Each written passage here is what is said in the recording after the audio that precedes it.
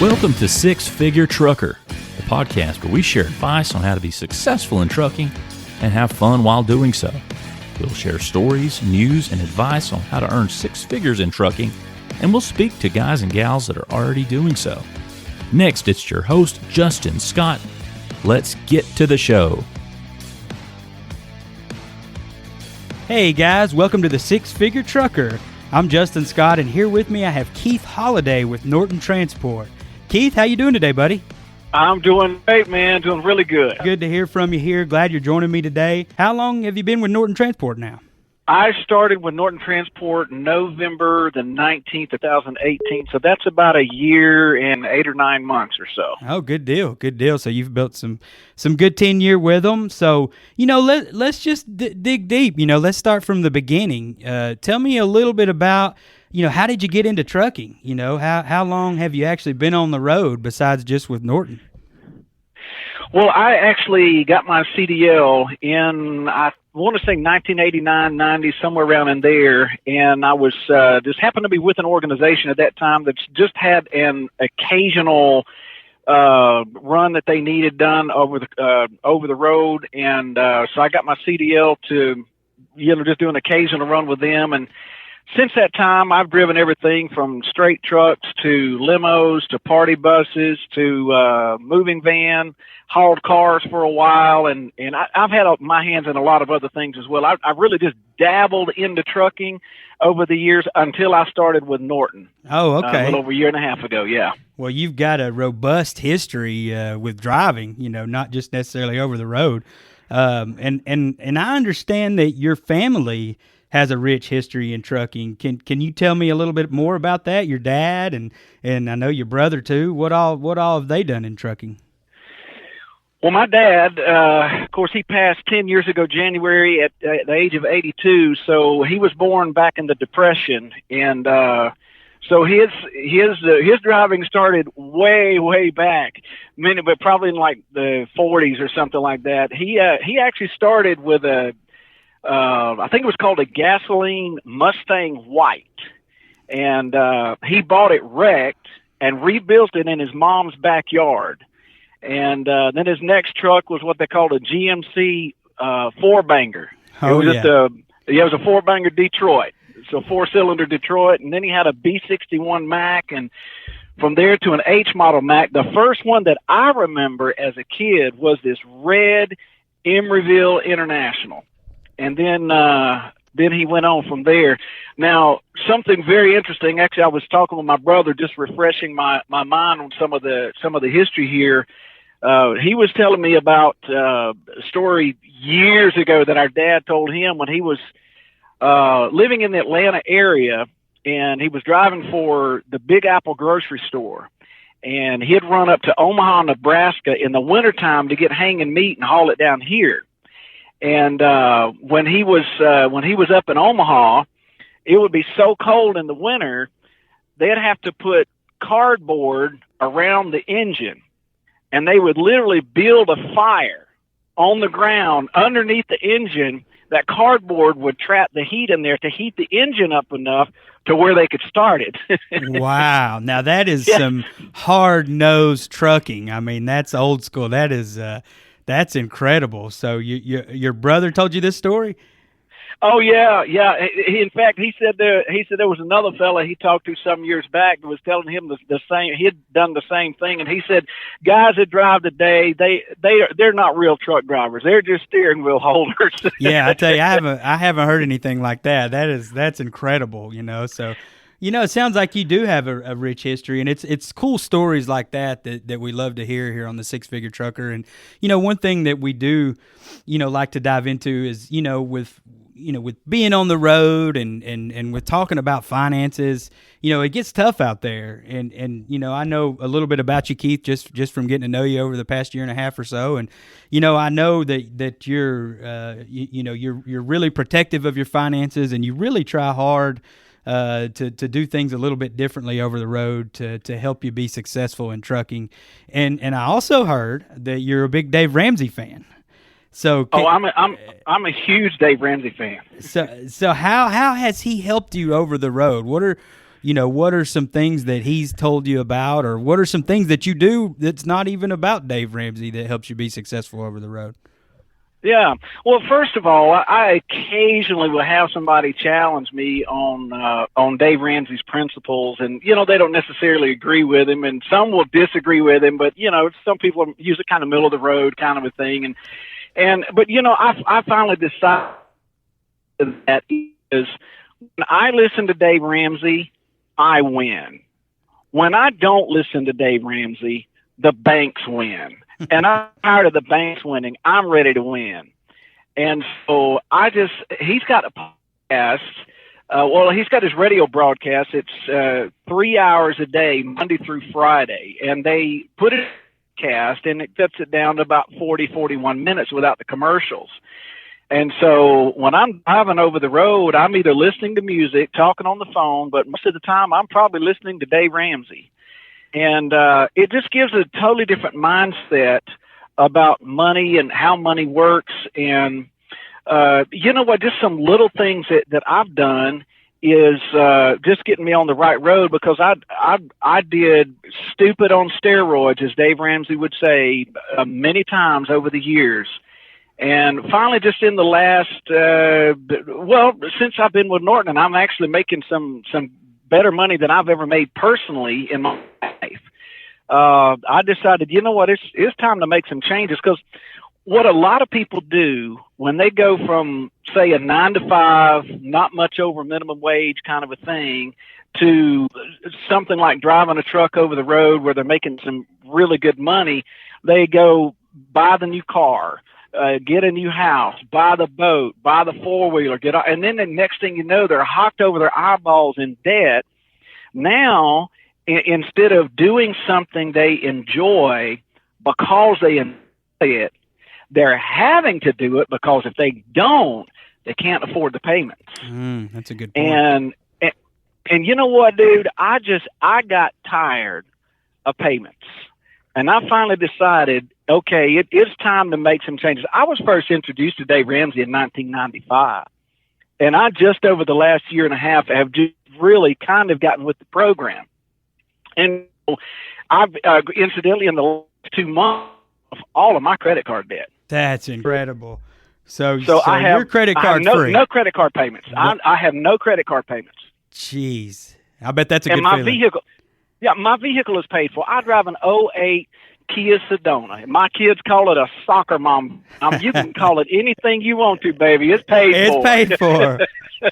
Well, it's paid for. Well, let's talk about that a minute, because I think with Norton and what you do, I think it's important for listeners and folks listening to us. What is it that you do? I know with Drive Away, and how is that different from the stuff that normal freight haulers and other people think about when they think of trucking? Of course, I'm transporting new vehicles all over the country. Just since I've been with Norton, in just over a year and a half, I've driven 44 states plus Quebec, Ontario, and Saskatchewan, Canada.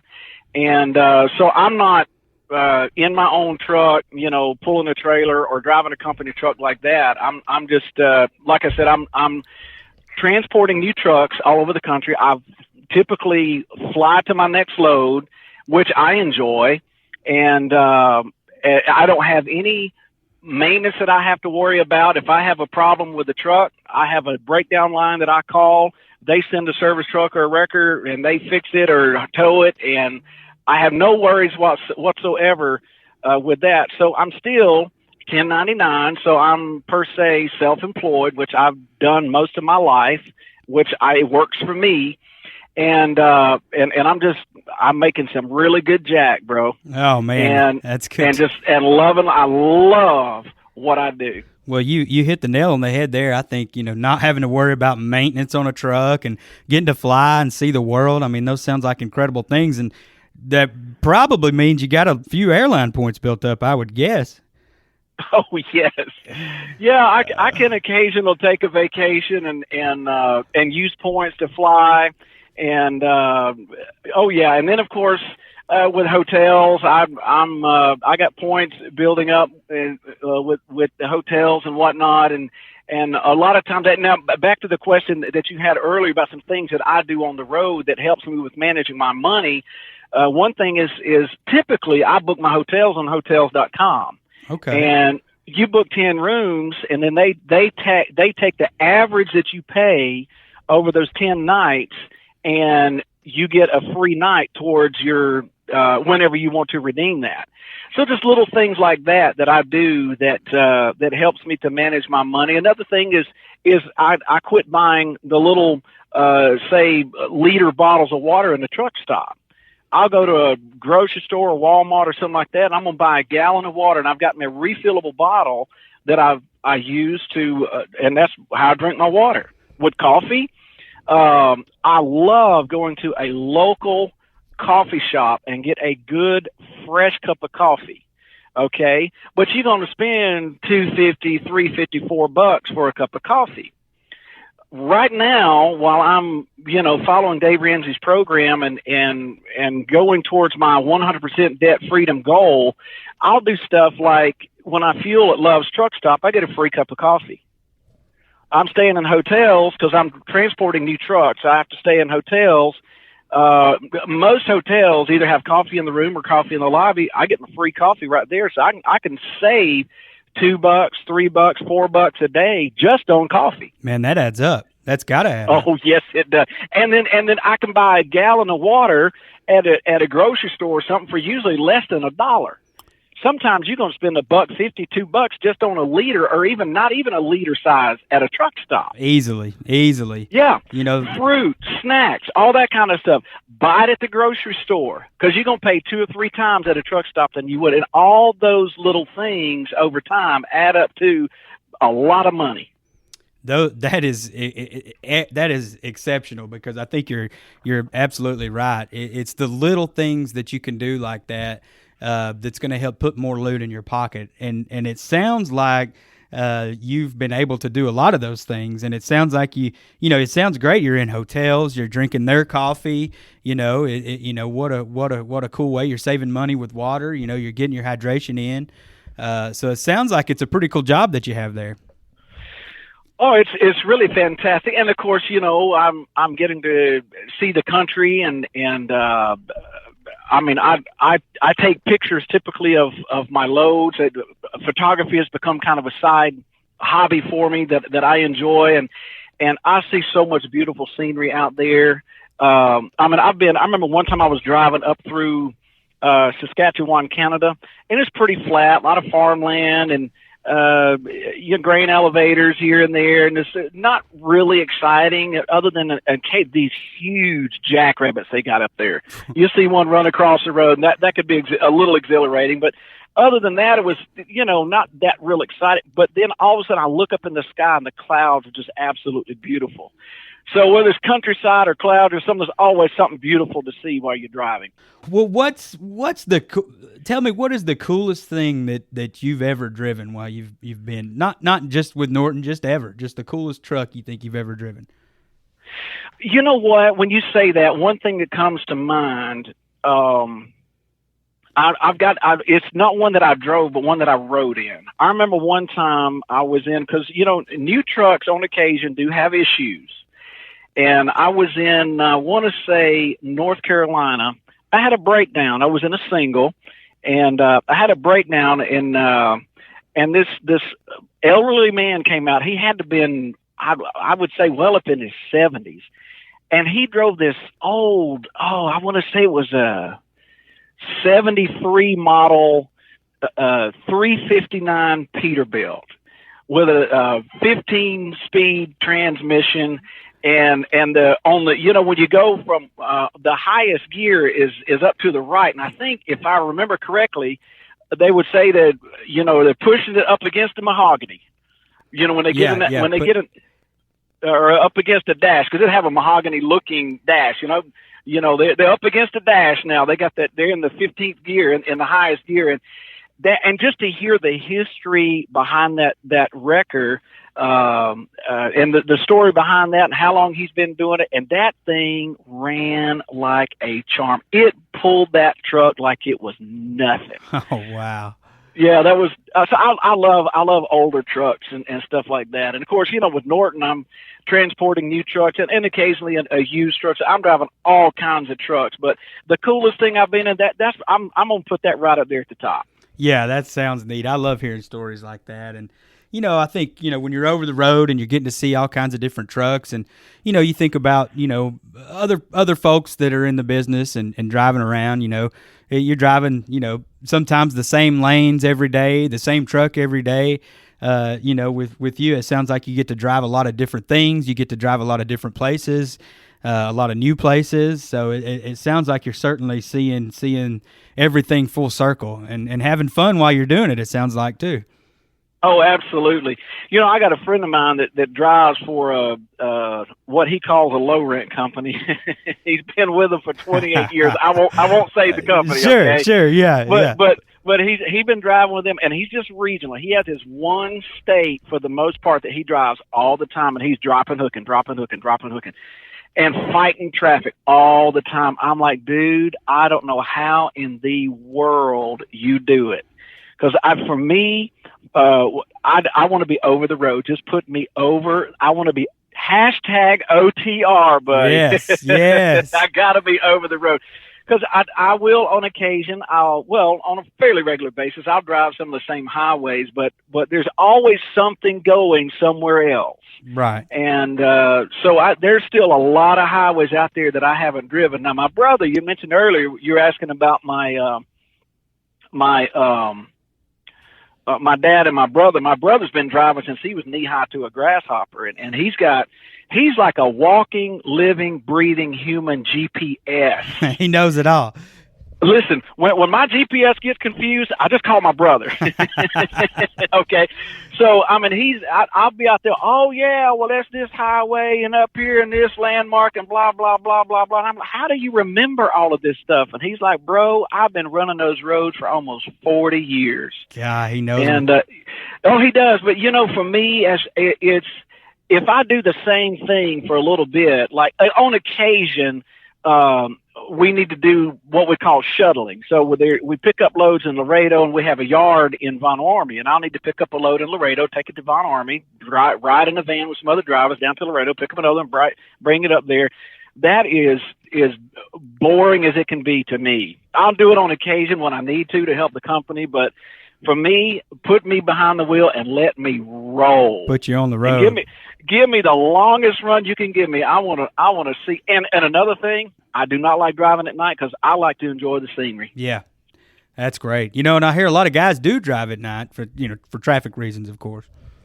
Of course, yeah, and of course, everybody's got their own preference, but for me that works. And then I get to meet people all over the place and hear nice stories and just life is really good right now, man. Life is really good. Well, you mentioned over the road and we've talked about all the places you've been, but what's your life? What's home? Do you how often do you go home or get to see home, or what is that schedule like?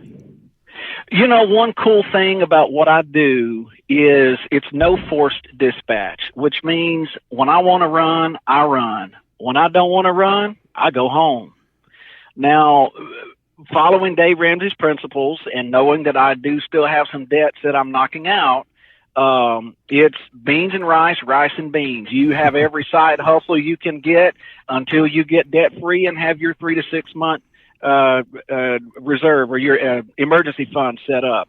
And so I'm still in those baby steps right now. If you've ever listened to Dave Ramsey, you know what I'm talking about. If not, you should listen to Dave Ramsey if you have any debt. That being said, I can like for example, the last 2 months, I just stayed on the road. And finally, after a while, I was like, I wonder how long I've been out. So I took just a few days, about 4 or 5 days off to go visit my mom, who was having some health issues. And my brother had asked me about how long I'd been on the road. And I thought, you know what? Don't even know. Wow. I said, let me look at my calendar. I had to go back and I had to keep going back. I found out I had been out for 2 months. In that 2 months, I live right now in Mississippi. Okay. In that 2 months, I have been in my home in Mississippi 4 days. Now, that's my choice. I chose to do that. And then, of course, this last week, I called my dispatcher. I said, listen, I'll be home on Tuesday night. I'm not going anywhere until Monday. I'm going to sleep in my bed for a little bit. Well, that's awesome. I mean, talk about, working when you want to, taking off when you want to, what a flexible schedule. I mean, do you ever miss the 9-to-5 day-to-day work lifestyle? Though I think I know the answer to this. Oh, absolutely not, man. I couldn't handle 9 to 5. And this is like I go on my own schedule, and there's a tremendous amount of responsibility in what I do. But as far as driving these big vehicles and there's a lot of safety that you have to be aware of when you're driving and undecking and all this kind of stuff. But man, the freedom I have in what I do, and now I don't have credit card payments. I don't have a car payment. I only pay half of my rent because I share my place with a friend of mine I've known for about 30 years, and so I've got financial freedom like I haven't experienced it in really most of my adult life because of the money I've been to make here at Norton Transport. So the freedom I have, man, is fantastic. Well, that's amazing, and I know it's got to be tough because you talk about the responsibility piece of it, and how important it is in terms of safety, in terms of watching the road and just being alert and being the type of responsible driver that you need to be. But then you also think about the financial side of it. You mentioned your 1099. You definitely don't miss the 9-to-5 day-to-day work lifestyle. But how often do you get paid? How does that work? Is that like you get a paycheck every 2 weeks, or what is that like? How do you manage that side of it? When I deliver a load, in fact, I just delivered my lead truck this morning here in North Georgia, and I turn my paperwork. If I turn my paperwork in before noon that day, that settlement or the balance of what's due to me on that load hits my card about 4:30, 5 o'clock that afternoon. So I get paid the day I deliver if I get my paperwork turned in before noon. If it's afternoon, I get paid the very next day. Wow. So I'm not waiting 2 weeks or a month or even till Friday. I mean, when I deliver a load, that day's payday or the next. Yeah, that's incredible. Talk about a pay turnaround. My friend's a teacher, and he was talking to me the other day. He gets paid once a month, and I just got to thinking, man, you really got to manage that out. So that goes back to you being flexible, and you mentioned you work when you want. You stayed out because you wanted to. That was your choice, like you said. But that's you knew the money was coming in, so it's almost hard to pass up when you think about it. It's really, really hard for me to pass up. And, I got a buddy of mine, in fact, the one I mentioned earlier that drives for the low rent company. He's like, man, how hard is it for you to say no? I'm like, dude, that's like one of the hardest things in life for me to do is to say no. When somebody asks me, hey, can you do this? Or can you help me with this? It's very hard for me to say no. And then again, to just knowing that money's coming in, dude. By the time I deliver a load, I'm looking at the load board every chance I get to see what's coming up. In fact, when I was off this last week, I wasn't even off yet, and I'm already looking at the load board. I'm like, I'm supposed to be off for about 5 days. I could give this a break, but just seeing that potential there is just and especially to have the goals that I have financially and seeing the results already, with my track record on debt freedom now, it's easy to go to that board, see a load, request it, and hit the road, Jack. Well, that sounds like a pretty easy process. So you look at the load board and you just hit request, and then maybe you get it, maybe you don't. Is that how it works? Oh yeah, absolutely. I just go through the load board. If I see one I want, or two I want.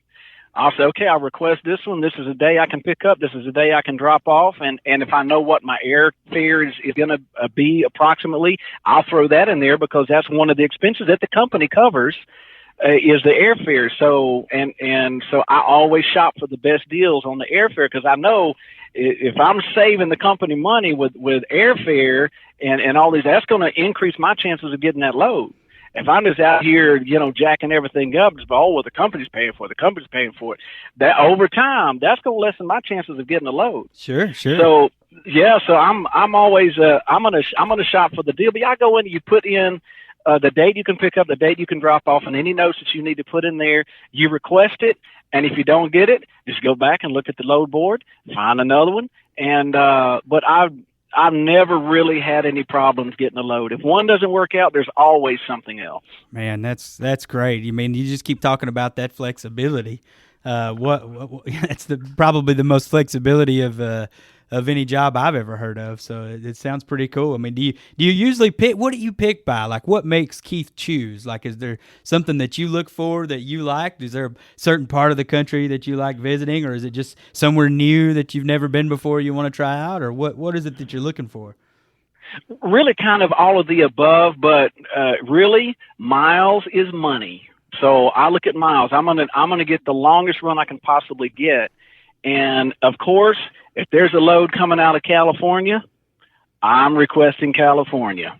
I absolutely love running out west because A, it's going to be a longer run typically, and B, you just don't have the traffic and it's wide open highways, and man, you can just find a gear and go and just truck on down the highway and not have to fight all the craziness that you would, say, for example, up on the East Coast, man. Just battling that traffic in the big cities and stuff it can get hectic. Hell no, I don't want anything to do with that. You got that right. Occasionally you got to do it, it balances out. You got to find balance, right? Yeah, my brother said to me one time ago. Now he has more of the Georgia Southern accent than I do. He said, "Bro, sometimes you just got to throw it in the pot and mix it up, and it all works out after a while." That's right. I've got a saying I've heard someone like said, sometimes you just got to throw it on the wall and see if it sticks. That's it. And of course, another thing I do is, like I mentioned earlier, my mom was having some health issues and whatnot. So right now, I look for loads that's going to get me close to Georgia. And then I can, in fact, this load that I did now, I did it because it was coming to Georgia. And again, we're going to take off here as quick as we're done. We're going to start the engine up, and we're going to continue our little trek across the countryside here and go visit Mom for a little bit on the afternoon. Wow. So sometimes it's because there's a certain destination that I want to get.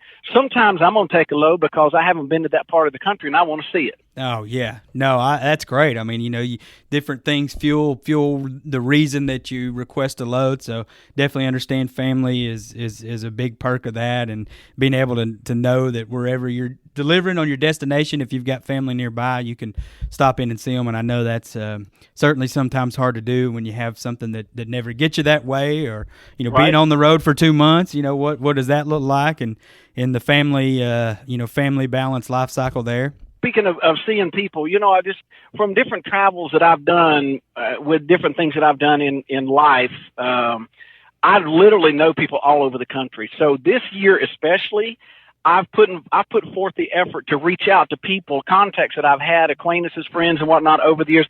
I have had some of the coolest conversations and just reconnecting with people that I've known from over the years, literally all over the country.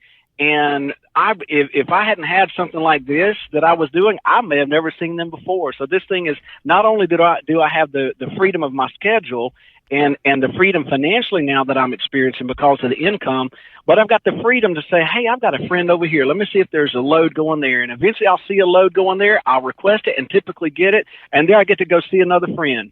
And so, like I said before, life is really good, buddy. You're free, man. You're free. I'm free, man. That sounds like, bird. If that's not freedom, I don't know what is right there. It's amazing. Oh, that's great. Oh, well, you know what? One thing I have to ask, and I probably ask pretty much everybody this because I'm a foodie.